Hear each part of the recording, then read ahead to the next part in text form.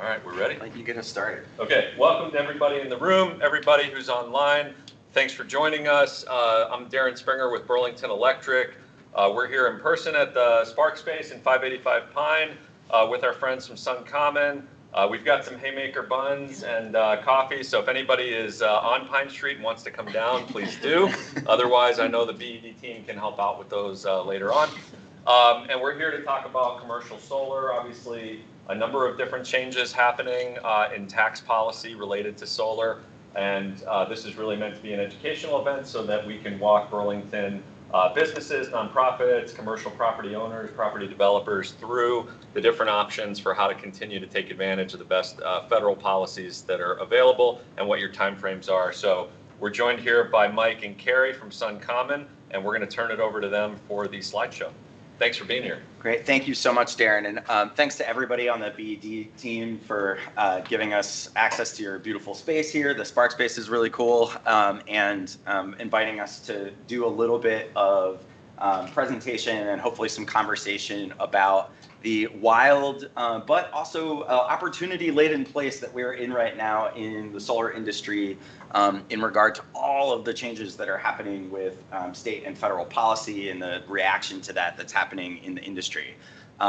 You may have heard all kinds of things in the press. A lot of big changes are going on, but the opportunities in especially commercial solar, which any solar that's owned by a business, are enormous for the next few years. And so what we're trying to be evangelists for, Carrie and I on the SunCommon team, is for people to understand that there's a great opportunity right now in the middle of a lot of change and turbulence in the industry. So I'm Mike McCarthy. I'm the president of SunCommon. I've been with SunCommon since 2013. So I've seen a few iterations of big policy changes in the solar coaster. A lot of industries being there for 10 plus years is not that big a deal. In solar, I'm like a dinosaur now. So I've been through some things. And Carrie, do you want to introduce yourself? Sure. I'm Carrie Fenn. I've been with SunCommon since 2017, working on the commercial side. And a lot of people might recognize my face from my many years owning Muddy Waters downtown and the old brick store in Charlotte. People are like, I know you. Yeah, so I've been working with Mike for a bunch of years, and we've had a really great team putting together solar projects for commercial and municipal clients across the state. Yeah, when I think about like just down here, when I talk about commercial solar, like the Hula rooftops at 2 of their buildings were projects that we worked on. Champlain College's Eagles Landing building, we did one of the buildings up at Cambrian Rise. So like those are very typical kind of rooftop commercial buildings for us, and we'll talk a little bit about those kinds of examples and the sort of financial realities of investing in those kinds of projects for those people who've been lucky enough to do those now and are going to be fortunate enough to take advantage of the incentives and the opportunity that's available moving forward. So today I'm just going to touch very briefly on net metering and what it's like now and what it's going to be like moving forward in Vermont. We'll talk a little bit about the federal and state tax credits that are available and those incentives. I think the federal tax credit changes are driving a lot of the thinking for the next couple of years. We'll talk about how bonus depreciation is back and how a lot of businesses and developers are going to be able to take advantage of that. And we'll give you some example project financials. I think what really makes the numbers kind of come to life is to say, okay, this kind of project can take advantage of these incentives. And it kind of looks like this at the end of the day. This is what you can expect with a typical project. And I think grounding some thinking and our dialogue in real projects that we've done is super helpful. Carrie's going to be tag teaming on this presentation with me, and then I'll leave plenty of time for questions. So I won't just be talking at you for this whole time. And then I think the federal law that passed the One Big Terrible or One Big Beautiful Bill Act. We'll go with terrible. Yeah, we'll go with terrible for the most part. It did actually have some silver linings for us. So we're going to talk about the timelines and the deadlines that are in that HR 1, that legislation that passed in July, and then leave some time for questions. So SunCommon's done a bunch of commercial solar. We're a mission-driven B Corp. We just did our B Corp recertification. We're very proud of all the work that we've done. And we're happy to help a lot of people who think that like, oh, yes, the economics of this still make a ton of sense, maybe even more so than they did in 2025. Let's go ahead and do a solar project. We've been doing really a focused effort on commercial solar since about 2016. So I was working on our community solar projects and doing like 1 to 5 acre community solar arrays when a lot of policy change happened in Vermont in the 2016-2017 timeline. And we saw that coming. We had a great team that could build 150 kilowatt AC systems all day, started to do those business to business. And so our residential business was kind of what we had started on for a few years. Community solar and then commercial solar have grown to be a bigger part of what we do. Some examples of projects to kind of ground us in what are we talking about when we're talking about commercial solar. You want to take this part, Carrie? No. Sorry. We diverged from the script. Oh, sorry. It sort of threw me. Go, take it away. Okay, so some examples. The Autumn Harps facility in Essex, Vermont is a recent install of ours. That's kind of the biggest end of what we do in Vermont. 700 plus kW on the rooftop. You know, it's something like 60,000 square feet of space is covered by ballasted solar modules on their big flat roof. Again, St. Albans Town School, that's another 0.5 megawatt AC system, 640 kilowatts there. A little more common are the projects that are kind of around 200 kilowatts or on 150 kilowatts AC of inverters. If you know Vermont's net metering policy, those are category 2 projects, the biggest projects you can do in category 2. Still get the best rate per kilowatt hour are those sizes.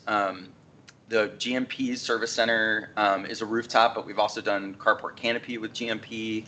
The Alchemist Brewery is a canopy project, which I'll show some photos of. And Town Place Suites just did a rooftop project with us on a pitched roof that's 4 stories high. So like those kinds of projects are a little tricky, right? You got to be like a pitched roof up on a new apartment building or hotel is a pretty typical thing we're doing in Williston right now, where there's a lot of construction like that. And then this is a picture of Caledonia Spirits. What I love about this picture is it basically shows 2 types of solar. You've got a pitched roof section and a ballasted flat roof section over a membrane. So it's a good example of like 2 different ways that you can put solar up on a roof all in one project. All right. Yay. Net This is metering. the part I know. So most people are familiar with net metering. It's basically the ability to produce energy and bank it with the utility. So we still have net metering in Vermont. Every solar customer can take advantage of net metering.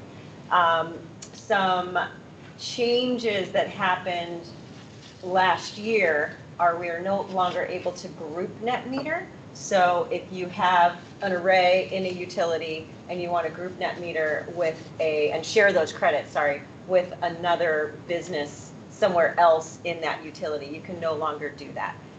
If the properties are contiguous across the street, next door, that is still an opportunity for group net metering.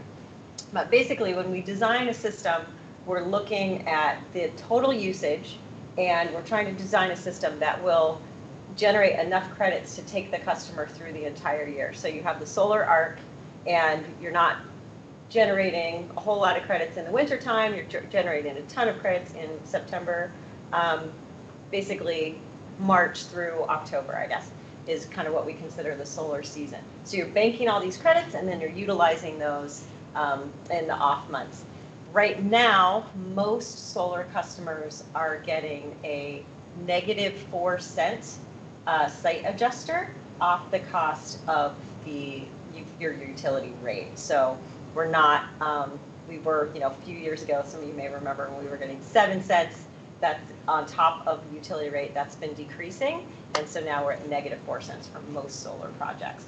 But because of some of the great incentives, we're still looking at some really good numbers in terms of when those solar arrays can get paid off.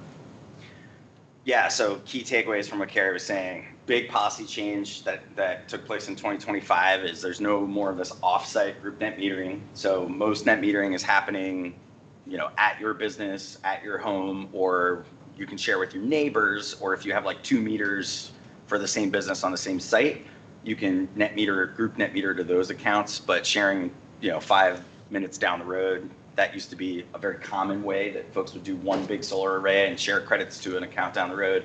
Can't do that, so that's a big change.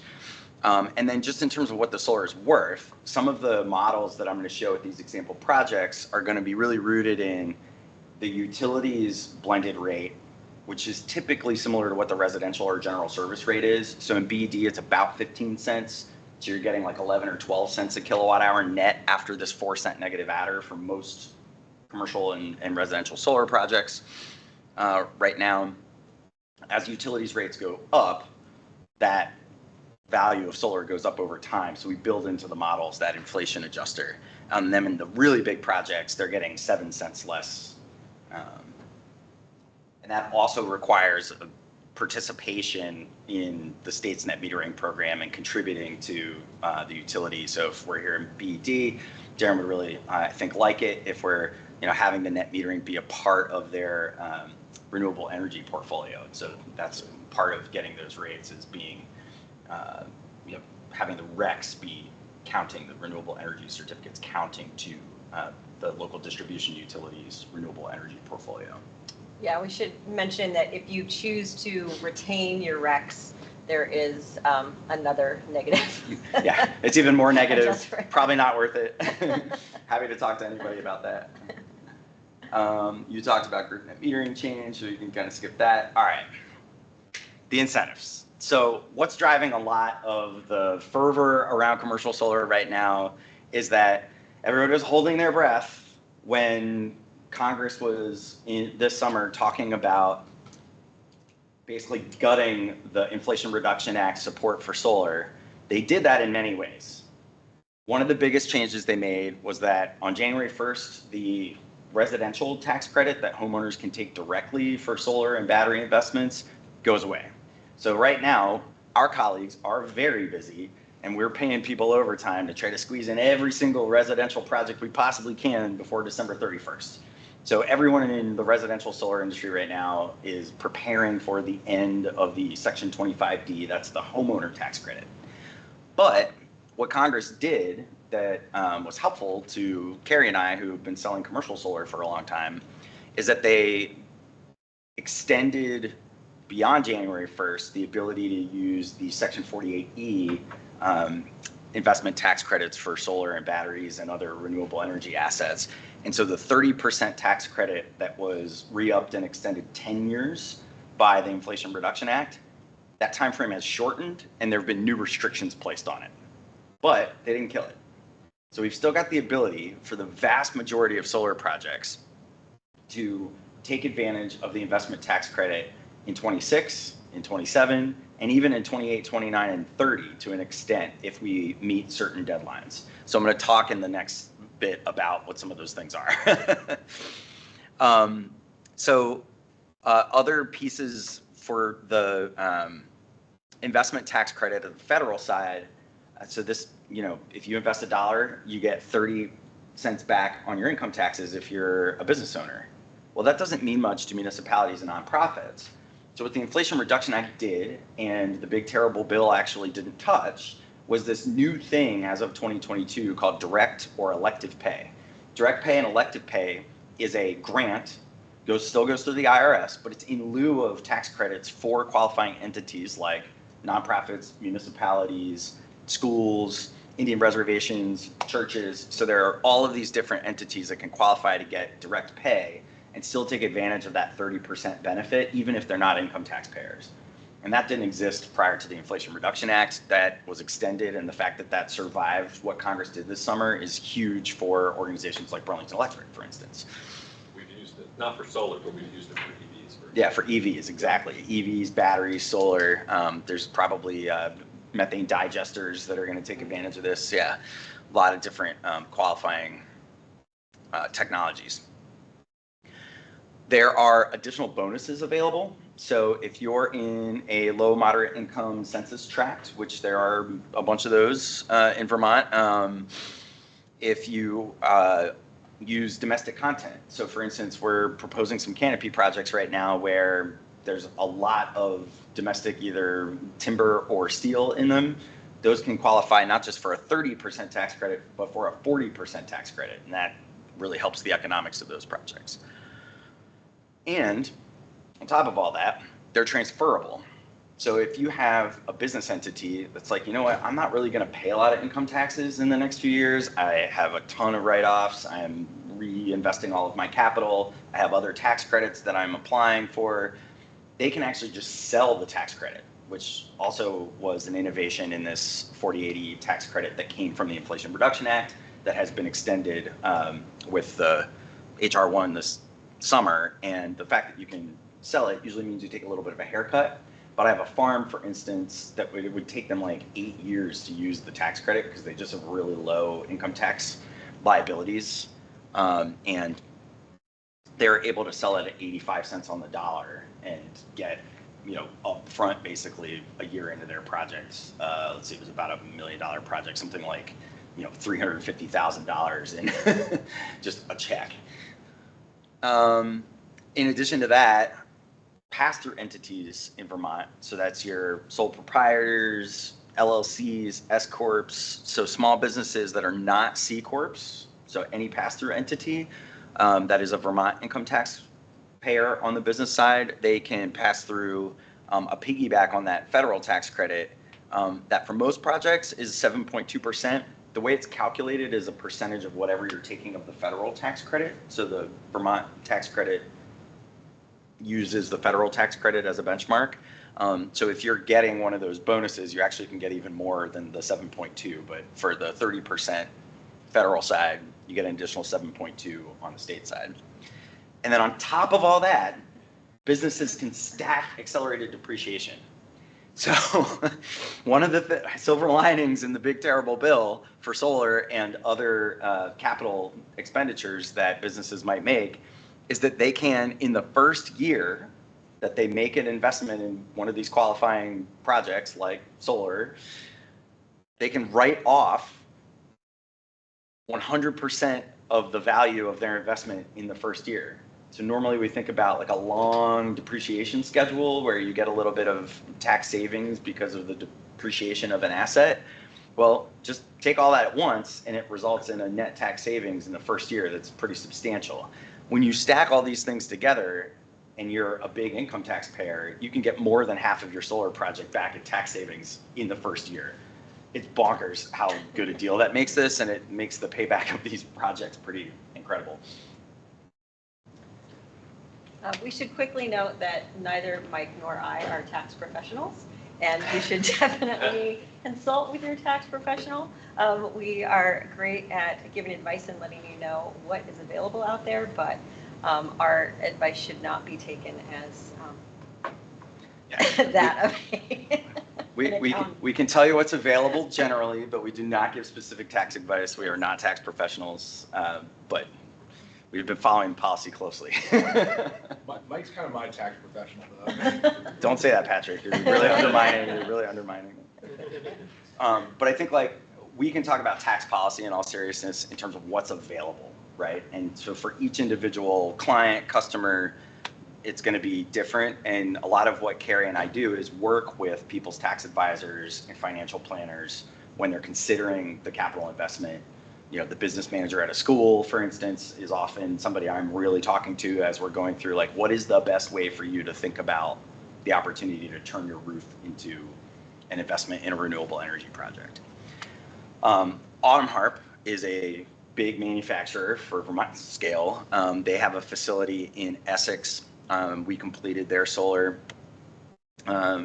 just a few months ago. I think we turned it on like December 26th or something like that. So we're a 2024 project.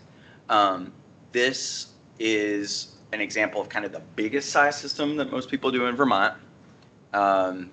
727 kilowatts of solar panels on 500 kilowatts of inverters. So if you know net metering policy, Vermont's got these different tiers. 0.5 megawatt or 500 kilowatts AC is the biggest you can do and be net metered. So we're really loading up the inverters on this ballasted roof. This is a good example of, you know, these trays that you put concrete blocks in to hold things down. We don't need a lot of penetrations through the rubber membrane on the roof. A lot of facilities managers really like not having holes in the membrane of the roof. Very typical flat roof installation. This will generate about $100,000 a year worth of net metering credits or power savings that the business can use to offset their utility costs. So what does this look like? So roughly, an installation like Autumn Harps would cost about $1.6 million. That's all the equipment, all the labor, all the development costs, legal, everything all up. The incentives that would be available in today, if they were doing this project right now, would be $480,000 in federal investment tax credit, $115,000 in state if it's an S corp ownership or LLC that's buying it, and then if they could take advantage of the depreciation fully and they have a pretty high effective tax rate, they'd be looking at that $1.6 million system, but having a net cost more like $500,000. So it's a pretty, if you can stack all the tax incentives, it's a pretty incredible savings. And so you're looking at, a typical solar project that, you might replace the inverters in its life and have to reinvest a little bit in it, but for very little maintenance costs, getting $100,000 a year of savings for the life of the project for, 5 years worth of net investment is a pretty good return. It's like 20 years of free power.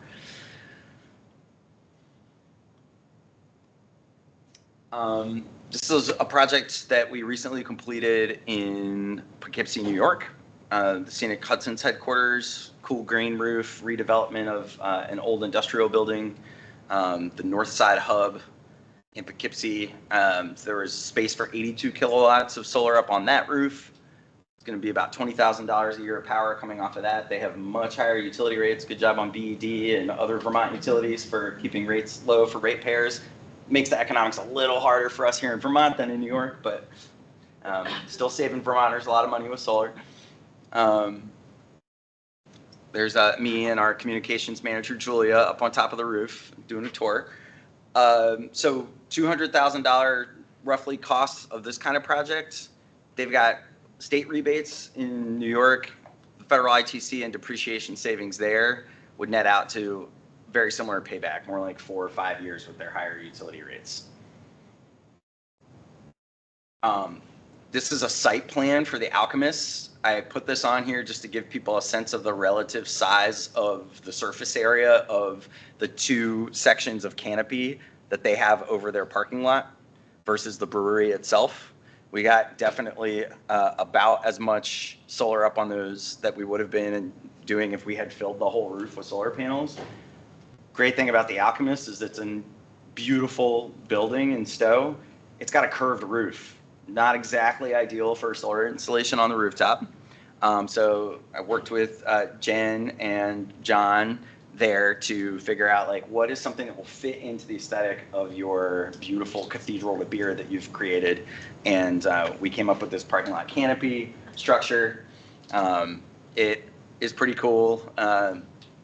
They went with a black finish on the steel canopy, which is really slick and matches with the black trim on their beautiful solar barn, or their beer barn. It's kind of industrial barn aesthetic that they have going up there. And yeah, they've got shade and snow protected parking and solar.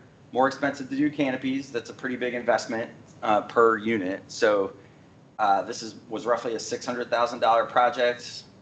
If you did it today, you would actually get more tax credit than Jen and John got because there's the domestic content bonus for all the steel. And then there'd be a state ITC, bonus depreciation. The net would be, again, like a quarter of the original investment if you can take advantage of all that. This system would produce about $35,000 a year of net metering credit. Again, a simple payback in about 5 years. Solar projects, like on the residential side, are typically seeing around a 10-year payback right now because there are all these additional commercial tax incentives and you get some economy of scale. The sort of simple payback, the number of years of power production you need for the net investment to be paid off is just so good. Do you want to talk a little bit about our process, Carrie? Yeah, I want to just go back to the tax credits. And are we still looking at people being able to potentially do a look back on their tax credit? Yes, it gets a little bit complicated because of the qualifications around the equipment restrictions that we'll talk about.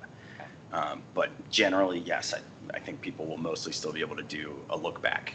So what we're talking about there is when you have your investment tax credit that you can use going forward, but in some cases you can use it to offset taxes that you've already paid in a previous year before interconnection. So the SunCommon process, what I love about SunCommon, and actually why I came to work at SunCommon after I sold the Ulrich store in Charlotte, was the team of people that are involved. And I like to say that we're a soup to nuts solar company. So we take the customer all the way through the initial intake, the development process. We take you through financing, design, engineering, and install. So we have full in-house teams to work with you on getting a solar project developed and installed. So we start off by looking at your energy usage, what you might be using in the future, developing a system that works best with your site, whether it's a rooftop, a canopy, a ground mount. We then have our in-house design team and engineers develop the system, design the system. We permit the system with our project management team, and then do all the procurement, electrical design, and installation. And then once it's interconnected with the utility, we hand it off to our amazing marketing team, Patrick and Julia, to really help you advertise that system that you've just installed. So it's sort of a full team effort, and we work with our customers to help with financing, grant applications, whatever you might need to get the system installed. And it's a lot of fun. We're a really happy crew, and we love what we do. So we have a lot of fun getting these online. Especially this team. Yeah. This team's the most fun to work We with. do have a lot of fun. Yeah, and I think what's fun about the commercial projects is like you get to drive by the school your kid goes to, and it's got solar panels up on it. You get to pull up to a business that you really like, and the stuff is there helping them generate clean electricity for decades. It's a very fun job. All right, the part that's not fun, figuring out the absolute morass that Congress created. So I've been like, silver linings, there's all this good stuff. It's like really great that they didn't kill us completely. They gave us some paths to success.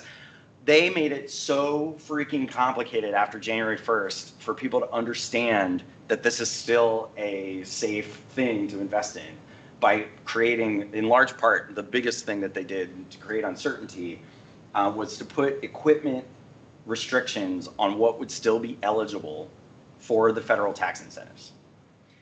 So I have said the acronym FEOC way more times since July than I ever wanted to. This is a term of art, foreign entities of concern. What are we talking about? Really, solar panels don't come from Iran, they don't come from China, or they don't come from North Korea, they come from China, right? Like a lot of the solar stuff on the market, not just the panels, but like the electronics that go in the inverters, even some of the like housing for transformers, all of the gear that goes into all electrical projects, not just solar.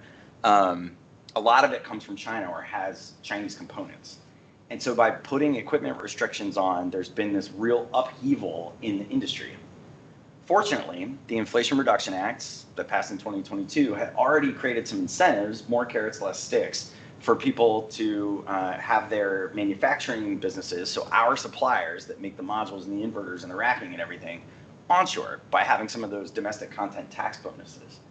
So seeing that, companies like the Korean company Hanwha Corporation has the Q-Cells brand, big global solar brand, Q-Cells. We've installed thousands and thousands of Q-Cell modules for homeowners and businesses.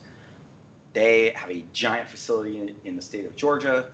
They are employing Americans and cranking out American assembled photovoltaics. But where does the silicon come from? It's still coming from overseas. So it gets a little complicated making sure that there are these compliant, FEOC compliant equipment available in order to continue to be able to take advantage of these tax credits in 2026 and beyond. So I'm going to now introduce a new concept for a lot of people that's called safe harbor.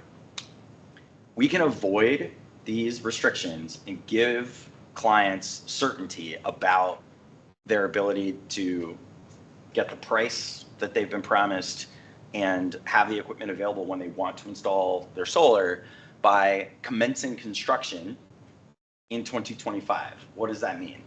It can mean one of two things. We've either got to actually do some civil work, put a shovel in the ground, be on site, and continue to work on the project. I think everybody understands if you start building something, commencing construction, that seems pretty obvious. But the way most people are doing it, because a lot of us don't have permits and stuff that we can get quickly for these projects, is to say, I know I want to put solar up on my roof, or I want to do a parking lot canopy project. Maybe my building's not even going to be ready until the beginning of 2027, but I want to just buy some of the project's equipment right now so that I don't have to worry about FEOC compliance. And so you can safe harbor the project and lock in the flexibility of 2025 rules today by purchasing 5% of your project's worth of materials and just sticking them in a warehouse and saying, I will use this material on this project at some point in the next 4 years. And you don't have to worry about FEOC at all. So if you take nothing else away that's new about all this crazy federal policy, it's that if you know you want to do a renewable energy project in the next 4 years, it might make a lot of sense to just buy 5% of that project's worth of materials right now. So if it's a $500,000 project, you're committing $25,000 to it today. And there's lots of non-FEOC compliant equipment floating around out there. It's getting a little bit crazy trying to procure just the right stuff for a project this late in the game, but we still have a few weeks. And as long as you paid for it and ordered it, and it's a very specific set of equipment, you don't actually need to receive it until 105 days after the first of the year. So we can basically order stuff for you now, and it can arrive in February, but as long as you paid for it and it's going to be in a warehouse ready for your project, you can safe harbor today and be in the 2025 rules and not have to worry about FEOC. Place and service deadlines are another piece of fun that we are dealing with now. When the Inflation Reduction Act passed in 2022, we were so excited because we were like, we have a decade to build all these projects. Certainty, 30% tax credit, we got this new direct pay thing, it's gonna be great. This bill really changed the amount of time that we have for these commercial projects so that we have to meet one of two deadlines. We can either just say we're gonna be safe harbored or FEOC compliant, and we're going to get the thing turned on, placed in service by December 31st of 2027. So that gives us 2 years. Anything we install, as long as it's compliant with FEOC or it was safe harbored in 2025, as long as we get it on by 2027, end of the year, we're good. We got a couple of years. We can still be eligible for the investment tax credit. And if we want to do a project in 28 or 29, we actually can just safe harbor by July. So there's a second safe harbor deadline, the anniversary of the bill signing in the beginning of July of 26. And as long as your project is safe harbored, now if you do it next year, it's going to have to be FEOC compliant. So if you get FEOC compliant inverters or modules and you safe harbor some equipment before July, you actually buy yourself a couple more years to install the project, which also provides some certainty and flexibility for people who are thinking of making the investment in a big solar or battery project.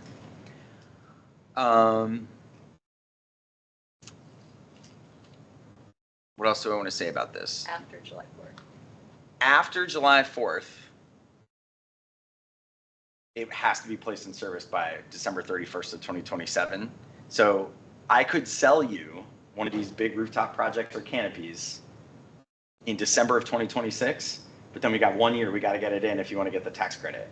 And, you know, with permitting and procurement and all that stuff, that can start to get a little dicey. So the beginning of 2026 is going to be this race, and there are going to be a lot of people out there scrambling to get equipment for their projects for the next few years.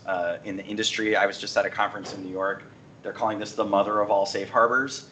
Like, it's going to be a wild rush. So if you're thinking about a project and you want to just like get your little piece of equipment stuck in a warehouse or on a boat for you, I would do it sooner rather than later, because by the time we get to like May and June, like all the equipment that's available is going to be like gobbled up by big players in the industry globally.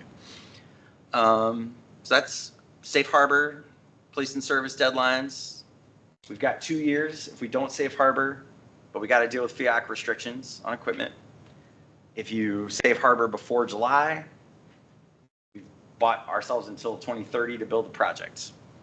So glad that Congress did not kill the federal tax credit just yet when we thought we had 10 years, but we now have kind of 2 or 4 years, depending on how you look at it, to get these projects installed and still get the tax credits. Already talked about what FIAC is. You can be totally exempt from it if we safe harbor in the next few weeks for you. Got that 105 days to accept title and take delivery. And then there's that bill signing July 4 of 2026 deadline that buys you a few more years. You can get even more with direct pay if we have domestic content. One of the interesting things about FIAC is that there's a little bit of a Venn diagram of like, these things are FIAC compliant, these things are domestic content qualifying, and there's overlap. So equipment that checks off both is going to be more expensive, but it also gets you 10% higher tax credit. So we can work with you to say, do you want cheaper non-domestic content equipment or more expensive domestic content equipment, and figure out whether it makes sense to get the bonus. I think I've gone over all that stuff. And I know there will probably be lots of questions, and I will make myself available for that. We want to encourage folks to put questions in the chat for online. That would be excellent. And we don't have such a big group online.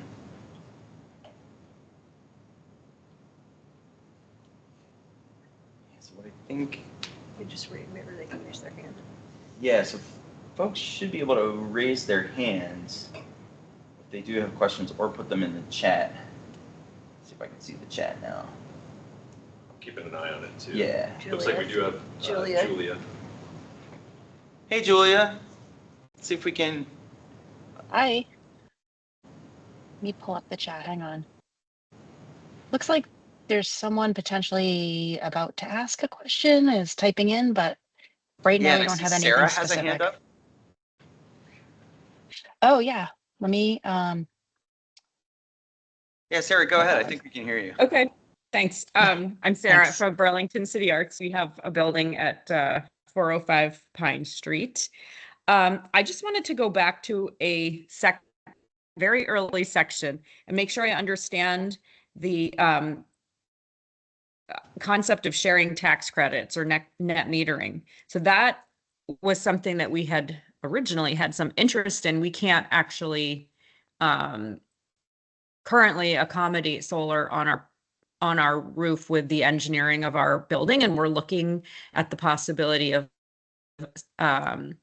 another business or entity with excess solar being able to provide additional solar for our building to help us get towards our net zero goal. But it sounds like that's not an option any longer. Yeah, so let's. If it's not a contiguous property. Yeah, yeah. So two things, and I think I'm going to kill Dexter's question as well by what I'm about to say. One is that the tax credits and the utility credits, I want to make a big distinction between those, right? So we've been talking about kind of two streams of value from a project. One is all these tax credits that were affected by the federal legislation. And those are very much available not only to taxpayers, but because of direct pay, they're very relevant to nonprofits because the Inflation Reduction Act made them available through the IRS as a grant in lieu of the tax credit. So what Darren was saying about their EV project was they were able to use elective pay here at Burlington Electric with the EV program and the EV tax credits. And even though obviously Burlington Electric as a city-owned utility isn't paying income taxes, but they were able to get this grant in lieu of income tax benefit because of what the Inflation Reduction Act created with direct pay. So if you're a nonprofit and you're thinking about a solar project that you do have a site for, you absolutely can take advantage of the tax credits, but it's through the direct pay mechanism rather than offsetting your income tax liability. But it literally is a check in lieu of the grant. But to your point, Sarah, I think is that if I understand it right, Burlington City Arts, your building won't work for solar right on site. So if you were going to take advantage of net metering, of traditional net metering, I bet Darren could probably help you with some kind of workaround because of the city's relationship and the fact that you have your own utility here in the city. But just based on Vermont state legislation, if you don't have your own site or your neighbor doesn't have a site where you can put the solar, you can't do net metering right now because you can't virtually net meter or group net meter in the same way that you could even a year or two ago. So it's about that's the utility credits. But if the site that she's talking about with solar was permitted before that change, they could still group net meter. Right. So if there's a legacy project that was that got its permit in before January 1st of 2025, so it has a CPG from before, they would be able, you could buy credits from them or have credits shared to Burlington City from them. I'm very interested in gifted credits. Okay, that's helpful to know. So if it's permitted before, then it is eligible for that net metering. And this is a state legislation. That's right. That's Vermont state policy. So when legislators, including me, voted for the renewable energy standard legislation in 2024, there was kind of a deal struck. Many of Vermont's utilities, I think, were concerned about both the administrative burden and just the kind of cost of bigger distributed generation. So people kind of building more than they needed on site. And so one of the deals that was made in order to continue net metering and have the sort of next phase was that we would not be doing so much offsite or group net metering anymore. But for all projects that had a CPG, their certificate of public good, or were approved before that change on January 1st, those can still share credits within the same utility. So if there's a Burlington Electric solar project that wants to share credits with an organization like Burlington City Arts or vice versa on a legacy project, they can absolutely do that. On new projects that got their permits in this year, that's a change where there's less flexibility there. So Mike, Gotcha. One quick follow-up about, is the direct pay the same amount as the tax credit? And then I think Jess has her hand up and we've got another question coming in the chat. Yeah, so to answer Dexter's question, it's the same. So if you have a project that's more of a conventional project and it doesn't qualify for domestic content, that's 30% of whatever dollars invested. If you've got domestic content or energy justice community or low-income census bonus, then you get 40%, or in some cases even 50% of the project could come back. So happy to look through sites and look at layers with people and see what we think the eligibility might be. I also know that Vermont Municipal Bond Bank, Michael Gaughan and his team, they've been really incredible about helping nonprofits, municipalities, and schools think through what the eligibility is in light of some of the changes in legislation, and that way you're not just listening to the solar guy sell you on what the the incentives will be. And Jess was next in the. Yeah, Jess, thank you for helping facilitate. Thank you all for this presentation. Really helpful and clarifying. I've been trying to track this and not entirely getting all the nuances. On FIAC, I think I was under the impression, though maybe incorrect, that there was a size threshold that triggered the FIAC rules, but just to say that like a solar system under a certain scale didn't have to worry about FIAC. Maybe that was draft regs and that came out in the final regs, or maybe I just invented that. Yeah, there are there's going to be more strict rules on projects that are 1.5 megawatts and above. That's bigger than anything we're going to be talking about in 99.99% of Vermont projects. Yeah. So that is true that there is a difference. However, okay. Any project, even the we're now going to be offering residential leases that are still taking advantage of the commercial tax credit starting on January 1st. Yeah. And we've really been relying on one of our partners who's a big national solar lease. They think is going to be fiat compliant versus not. And that's informing a lot of what smaller installers like us are considering for equipment in the next year. So for instance, there's a module that we're thinking about using for residential that is made by the Hyundai Corporation. So obviously not a Chinese company, but not an American company. So it wouldn't qualify for domestic content bonus, but it is fiat compliant. And so we get a certain value for that. So FIAC, anything that hasn't safe harbored and bought their equipment in 2025 in advance of their 26 or 27 install, they've got to be FIAC compliant. And right now, we're looking at, it can't have Chinese ownership, and it has to have, essentially, it follows the domestic content table. So what we're reading is, if you have a module and you want it to be fiat compliant, no more than 45% of the component materials in that thing can have come from a prohibited foreign entity.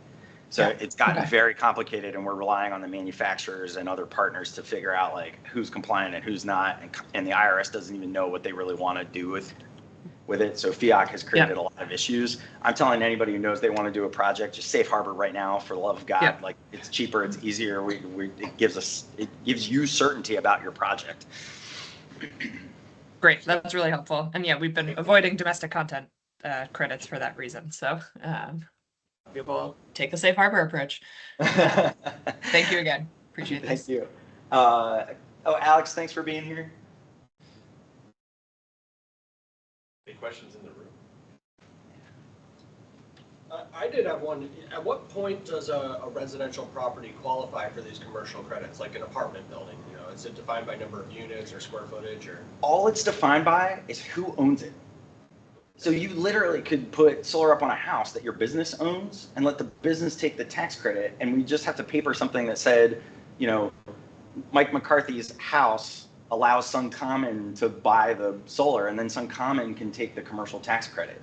So on the IRS side, what defines a commercial solar array is just who owns it, or what entity owns it.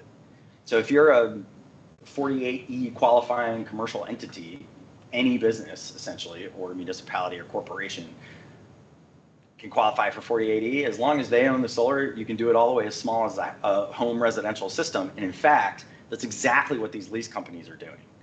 And so for the last 10 years or so, SunCommon was just like out of the leasing business. It really seemed like the best value for homeowners was just own it yourself. We've got these great credit unions and banks that are offering solar loans at low interest rates, you know, low monthly payment, get your solar installed, you own it. Well, without the 30%, people are going to have to make a choice. Do they want to have a lower cash price next year? Or do they want to basically say, okay, we're going to have somebody else own the solar and take a much lower monthly payment? And in fact, you know, we're going to be able to offer for some people that qualify for some of these lease products, you know, we're going to be going back to like a no upfront costs solar for your home. The trade-off being that you're not going to own it. It's going to be owned by, you know, some financier. And, you know, I'm glad that we have some of those partners to work with so that we can continue to install residential solar. But commercial solar projects, it's much more straightforward because of the extension of the tax credits. Did you say there was a question in the chat? There was just a thank you in the chat from Alex. No further questions at the moment in the chat. Maybe we can just ask online if anybody has any last questions they want to submit. Yeah, we're getting close to the hour mark. Anybody else have any other clarifications or things they want to ask us before we sign off here from the Spark Space at Burlington Electric Department? Mike, can I ask about the depreciation rate and how that's calculated? Just how does that work? Great question. I love that. I glossed over this. So when I say 100% bonus depreciation, if you take advantage of the investment tax credit, which that's like half the idea of what we're talking about, right? You have to start your basis for the calculation of the accelerated depreciation, the depreciable amount, by half of that value. What does that mean? It means, again, I'm not a tax advisor, I'm just telling you what the law says. If you say your project is $1 million project and you take the 30% tax credit, so that's $300,000 worth of tax credit, then your depreciable basis is $850,000 because you got to take half of that $300,000 and knock it off the depreciable basis. That means you still get to depreciate $850,000 of that million in the first year. So if your effective tax rate is like 35%, it's hundreds of thousands of dollars in tax savings in 1 year. On top of you just took a third of the thing, and you took $300,000 tax credit plus $250,000 in tax savings. And then if you're a pass-through entity, you get a state tax credit on top of that. Well, it's not long before more than half of your system comes back to you in the first year. So yeah, it's 85% in most cases is the depreciable basis. You don't have to take it in the first year, right? You don't have to. So you still can use the makers, the 179, depending on how you're looking at it, 5 or 6 year schedule for accelerated depreciation. And the ITC as well does not have to be taken in the first year. Again, talk to your accountant, but you can't use all of the tax credit in that first year. You can stretch it out. Good question in the chat maybe to end on. How do folks follow up with you if they want to? Yeah, so I am going to put Carrie's email in the chat right now. Carrie is our senior commercial project consultant and has been helping with most of our Vermont projects, as I have been a little more focused on New York lately. But I will also put my email in here. Typically, we kind of went through the SunCommon process. I wanted to stay focused on the policy for this presentation, but we typically sit down and try to answer 3 questions in our first call with folks. Do you have a place to put some solar? Is the first question, right? Do we have a rooftop? Do we have a parking lot? Like, what are we talking about? Where are we putting this thing? Do you have a power bill that we can offset? And so we talked about there's restrictions on group net metering, like what meters are we trying to offset? So like what utility benefit is there going to be? Because most solar in Vermont is net metered, and you got to have a utility bill to offset or else you can't monetize the value of the juice that you're creating. And then the third thing is, how are you going to take advantage of this? How are you going to finance it? What are your tax credits? What are the tax liabilities? Do you have access to, the ability to take advantage of the accelerated depreciation? Or if you're a farm, maybe we can just help you sell it, So if we can answer those 3 questions of where do we put it, what's the utility bill we're offsetting, and how are you going to finance and take advantage of the incentives, these projects tend to be a no-brainer. And so Carrie has gotten really good, and I've gotten really good at just delving into that early so that we're not wasting anybody's time on stuff that's not going to work. But if you're a nonprofit and for decade plus you were hearing these tax credits don't mean anything to you, that all changed in 2023 because of the Inflation Reduction Act in 2022. And I'm very thankful that Congress didn't rip out the direct pay. So like municipalities, nonprofits, if you were thinking solar tax credits didn't mean anything to you, Dexter's question is so good because of this. It is a huge benefit to you being able to own your own solar at your non-income tax paying corporation, business, municipality. So yeah, I hope that was helpful for everybody. Please get in touch with us. We'd be very happy to help guide you on this journey. And we're very happy to tell you when it doesn't make sense. Yeah, and just if you are building a new building, it's really great to bring us in early on. Yes. Because we can help with roof material, how things are being wired, especially structural issues and pitch of roofs. So those are really important aspects with a new building, and we're happy to come in early and work with you on the building design to make sure that it's solar ready. Well, thank you. We really appreciate it. This is being recorded, so we'll have it for posterity for anybody who missed it. And I think we'll leave the chat open for a minute or 2, and then we'll end the event. But thank you both for being here. Thank you, Darren, so much for opening up this beautiful space to us. Everybody at Burlington Electric for being willing to be partners and trying to just tell people that lots changing, but there's still a lot of great opportunity in solar. And please grab a haymaker bun if you're here. Sorry for you folks online that we can't share We'll eat one the for bounty you, with don't you. worry. But yeah, we'll keep the chat open for a bit, and feel free to get in touch with us. Thanks so much.